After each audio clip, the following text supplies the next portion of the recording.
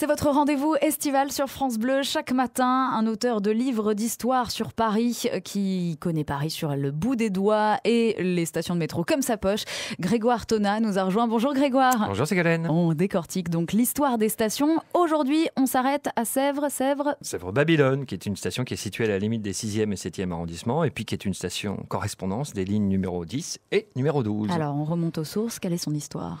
En fait, elle a été ouverte en 1910 pour la ligne numéro 12 sous le nom de Sèvres. Et à l'époque, elle appartenait à une compagnie privée qui s'appelle le Nord-Sud et qui était une des deux sociétés qui géraient à l'époque le métro. Et puis en 1923, l'autre société concurrente qui s'appelle la Compagnie des chemins de fer métropolitains de Paris ouvre au même emplacement une autre station qui, elle, devait s'appeler Babylone. Mais à ce moment-là, la ville de Paris oblige les deux compagnies à faire station commune.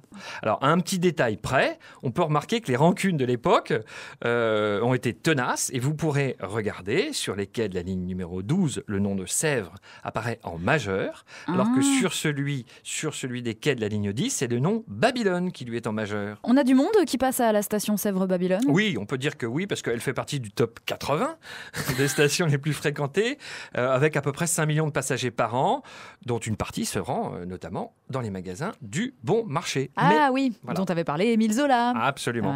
Voilà. Mais elle a vu aussi passer Alain Delon.